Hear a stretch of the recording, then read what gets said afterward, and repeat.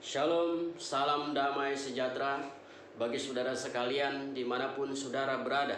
Kiranya kasih karunia dari Tuhan kita Yesus Kristus, Tuhan pencipta langit dan bumi, yang akan senantiasa menyertai, menopang, dan memelihara kehidupan saudara dimanapun saudara berada pada saat ini. Saudara, mari buka Alkitabmu di dalam Matius pasal yang kelima, ayat ke-14 sampai dengan ayat yang ke-16. Matius pasal yang kelima ayat 14 sampai 16 yang berbunyi demikian. Kamu adalah terang dunia. Kota yang terletak di atas gunung tidak mungkin tersembunyi. Lagi pula orang tidak menyalakan pelita lalu meletakkannya di bawah gantang, melainkan di atas kaki dian, dan sehingga menerangi semua orang di dalam rumah itu. Demikianlah hendaknya terangmu bercahaya di depan orang, supaya mereka melihat perbuatanmu yang baik dan memuliakan Bapamu yang di surga. Saudara-saudara yang Tuhan kasihi, Yesus berkata bahwa kamu adalah terang dunia. Saudara dan saya adalah terang dunia. Minggu yang lalu saya sudah membahas tentang saudara dan saya adalah garam dunia. Dan hari ini saya akan melanjutkan renungan di dalam Matius pasal yang kelima ayat ke-14 sampai dengan ayat 16. Saudara-saudara yang Tuhan kasihi, Tuhan Yesus dengan tegas berkata bahwa kamu adalah terang dunia. Sebagai orang yang mengaku percaya kepada Yesus, saudara dan saya adalah orang yang Tuhan sebut sebagai terang dunia. Kehidupan kita di dalam dunia ini adalah mencerminkan kemuliaan Tuhan Yesus. Tuhan Yesus adalah terang yang sejati, dan kita memancarkan terang kemuliaan Tuhan. Kehidupan kita sebagai orang percaya berfungsi sebagai terang bagi dunia ini. Namun harus jujur kita akui bahwa tidak semua orang yang mengaku percaya kepada Kristus memancarkan terang di dalam hidup mereka. Dan kalau kita memperhatikan bola lampu yang ada, yang kita pakai, yang biasa kita pakai di rumah kita, maka bola lampu itu banyak sekali macamnya. Ada bola lampu yang berkekuatan 5 watt, 10 watt, 15 watt, dan sebagainya. Nah, Yesus berkata, saudara dan saya adalah terang. Nah, saudara berbicara tentang terang, ada macam-macam terang yang bisa kita temukan di dalam kehidupan kita sehari-hari. Misalnya yang pertama adalah terang dari bola lampu. Terang dari bola lampu. Ada orang Kristen yang terangnya mirip dengan terang dari bola lampu yang biasa kita pakai di rumah kita. Ada yang 5 watt, ada yang 10 watt, ada yang 15 watt, dan sebagainya.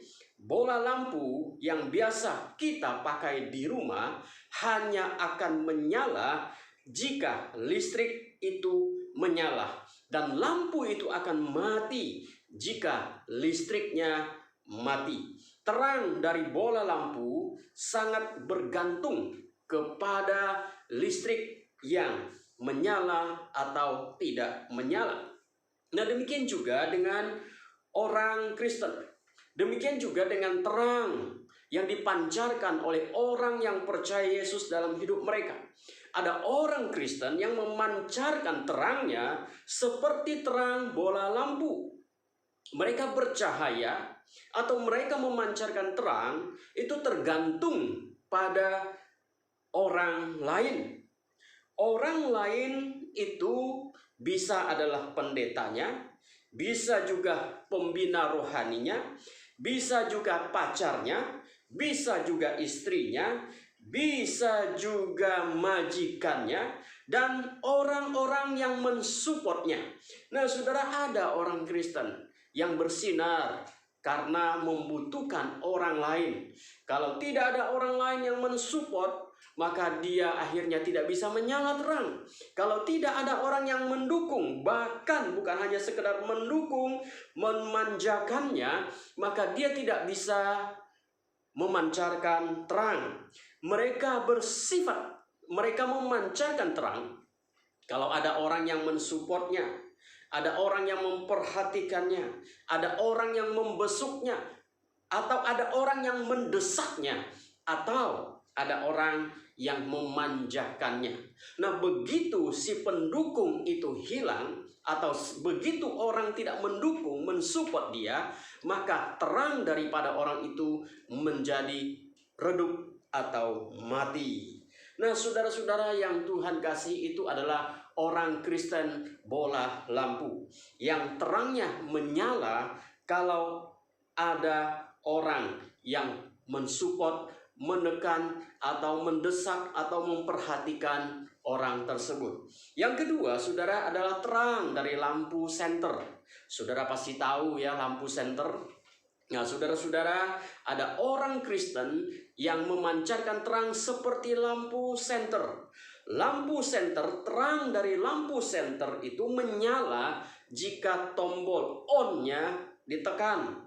Begitu tidak ditekan on-nya, senter itu tidak akan menyalakan sinar.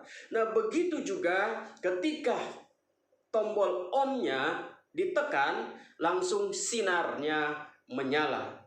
Nah, saudara-saudara, ternyata di dalam hidup kita ada orang Kristen yang seperti lampu senter. Dia itu orang Kristen yang perlu ditekan dulu.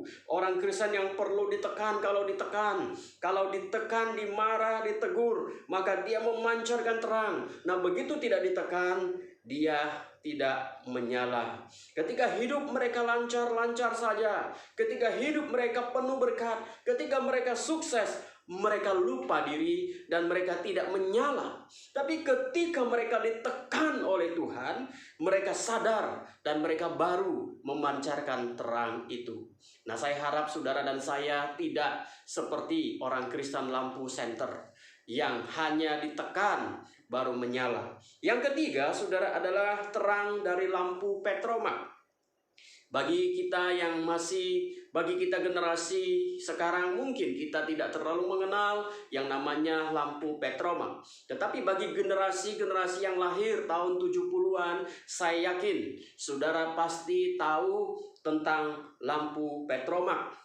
Nah, saudara, lampu petromak adalah satu lampu yang harus dipompa dulu baru menyala. Terang dari lampu petromak ini mirip-mirip lampu senter, tetapi ini lebih rumit. Dan di masa lalu, lampu petromak biasanya dipakai oleh para pedagang kaki lima atau di warung-warung. Dan di zaman sekarang pun kadang-kadang kita masih menemukan ada pedagang yang memakai lampu petromak. Termasuk juga di warung-warung ada yang masih memakai lampu petromak. Nah, lampu petromak dia tidak memiliki cahaya sendiri, tetapi tergantung pada minyak yang menjadi sumber dari sinarnya dia. Dan lagi pula, saudara-saudara, bahwa lampu petromak memiliki kelemahan, yaitu dia itu harus dipompa lebih dahulu agar dia bisa memancarkan terang atau memancarkan sinar atau memancarkan cahaya. Nah, lalu kemudian setelah dia menyala terang, tidak berapa lama kemudian dia juga harus dipompa lagi agar dia akan tetap terang. Dia juga harus dipompa lagi, dan kita harus konsisten untuk memompa lampu petromak itu supaya lampu itu menyala terang.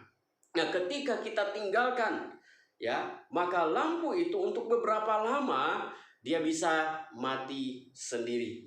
Nah, saudara-saudara yang Tuhan kasihi, ternyata di dalam hidup kita ada juga orang Kristen yang terangnya mirip dengan lampu petromak.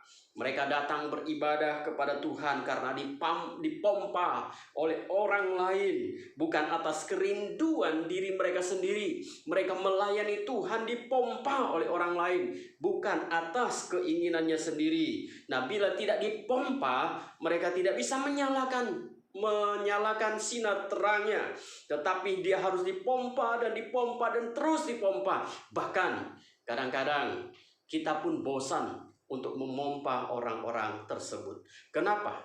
Karena kalau tidak dipompa, dia mulai lemah, dia mulai tidak bersemangat, dia mulai tinggalkan Tuhan, dia mulai tinggalkan pelayanan, dia mulai tinggalkan gereja. Jadi dia harus dipompa terus. Dan ada orang Kristen yang seperti itu di sekitar kita. Dan saya berharap saudara dan saya bukanlah orang Kristen lampu Petroma. Dan yang keempat adalah lampu terang dari lampu obor, ya. Terang dari lampu obor. Saudara, pada zaman dulu, ya, sebelum ditemukannya lampu listrik, orang-orang menggunakan lampu obor sebagai sumber terang. Dan cahaya yang dihasilkan oleh lampu obor itu memang cukup terang, tetapi punya satu kelemahan, yaitu menghasilkan asap. Dan asap itu bisa membuat kita sesak nafas. Nah, saudara-saudara, bukankah dalam hidup kita, di sekitar kita, dan kehidupan bergereja, ada juga orang-orang Kristen yang mirip dengan terang lampu obor, memancarkan terang, tetapi juga memiliki asap yang membuat mata kita perih dan yang menyesakkan nafas kita. Mereka, saudara, adalah orang-orang Kristen yang kelihatan sibuk di dalam pelayanan. Mereka rajin membantu pelayanan, mereka rajin beribadah, tetapi mulut mereka tidak bisa dijaga. Mulut mereka mudah mengeluarkan kata-kata yang melukai sesama, yang menyesakkan hati orang lain. Dan saudara-saudara yang Tuhan kasihi, orang Kristen ada juga yang seperti lampu Petroma, lampu obor, yaitu mereka rajin, tapi mereka juga menyesakkan. Kata-kata mereka seringkali melukai komunitas di mana mereka berada. Mereka mengeluarkan asap, dan asap itu membuat kita tidak enak, membuat kita sesak nafas. Ada orang-orang Kristen yang kita temukan di sekitar kita. Semoga saudara dan saya tidak seperti orang Kristen lampu obor. Dan saudara, yang terakhir adalah terang dari lilin. Yesus berkata, kamu adalah terang dunia. Dan terang yang kelima adalah terang berasal dari lilin, ya, dari lilin.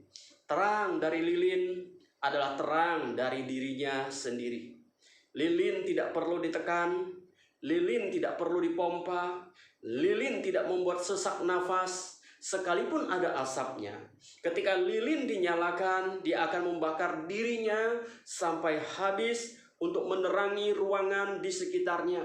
Walaupun sinarnya tidak seberapa, tetapi dia setia bersinar sampai dia menghabiskan dirinya. Walaupun lilin itu kecil, tapi selalu dia bersinar dan selalu dicari-cari oleh orang.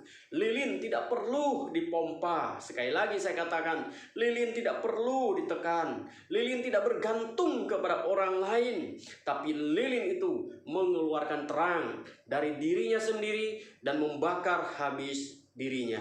Saudara-saudara, ketika Tuhan berkata bahwa saudara dan saya adalah terang dunia, maka yang Dia maksudkan adalah bahwa kita harus terus bersinar. Tidak perlu ditekan, tidak perlu dipompa, tidak perlu ditekan onnya, dan tidak boleh mengeluarkan asap yang menyakiti dan menyesakkan dada. Tetapi terang yang sejati, terang yang menyenangkan, terang yang menghabiskan dirinya sendiri. Saya tahu saudara, menjadi terang dari lilin itu tidak mudah. Kadang-kadang kita harus berkorban perasaan, berkorban waktu dan sebagainya. Tetapi jikalau kita ingin menjadi terang, memancarkan terang kemuliaan Tuhan, maka kita mau tidak mau harus rela berkorban. Dan Yesus berkata, barang siapa mau mengikut Dia, harus menyangkal diri, memikul salib, dan mengikut Yesus setiap hari. Ini bicara apa saudara? Ini bicara tentang pengorbanan. Ini bicara tentang konsistensi. Ini bicara tentang penyangkalan diri. Bahwa kalau saudara dan saya ingin menjadi terang, memancarkan terang kemuliaan Tuhan di sekitar kita bagi orang lain, maka kita harus menjadi terang yang berasal dari Tuhan yang tinggal di dalam hati kita. Tidak perlu dipompa, tidak perlu ditekan, tidak perlu dipaksa, tetapi kita dengan otomatis mengeluarkan terang di dalam hidup kita. Saudara, kita tidak perlu menjadi terang yang besar, dan kita bisa menjadi terang seperti lilin. Ketika kegelapan datang, orang mencari lilin, dan lilin itu memberikan satu terang, dan terang itu adalah terang yang menyenangkan. Saudara-saudara yang Tuhan kasihi, mari kita belajar dari firman Tuhan ini yang berkata, saudara dan saya adalah terang, dan biarlah kita terang yang sungguh-sungguh memuliakan Tuhan di dalam hidup kita. Seperti yang dikatakan bahwa terang itu adalah perbuatan kita, perbuatan perkataan kita yang mempermuliakan Tuhan di dalam hidup kita sehari-hari. Semoga kita menjadi terang yang sejati di tengah-tengah dunia yang sudah semakin hari semakin gelap, agar orang melihat ada terang Kristus di dalam hidup kita, dan Tuhan pada akhirnya dimuliakan. Tuhan memberkati saudara sekalian. Amin. Mari kita berdoa. Bapa di dalam surga, kami bersyukur kepada Tuhan untuk kasih setiamu yang sudah memberkati kami lewat firman-Mu. Kami ada terang dunia. Tuhan, biarlah kami boleh berfungsi sebagai terang di dalam hidup kami, melalui kata-kata kami, melalui tingkah laku kami, melalui perbuatan kami, dan melalui segala aspek kehidupan kami. Tuhan dimuliakan. Tuhan berkati saudara-saudara kami dimanapun mereka berada. Biarlah kasih setiamu senantiasa menopang menyertai mereka, dan mereka dipimpin oleh Tuhan untuk menggenapi rencana Tuhan dalam hidup mereka. Terima kasih Tuhan, terpujilah namamu. Di dalam nama Yesus kami berdoa. Amin. Tuhan Yesus memberkati saudara sekalian. Amin.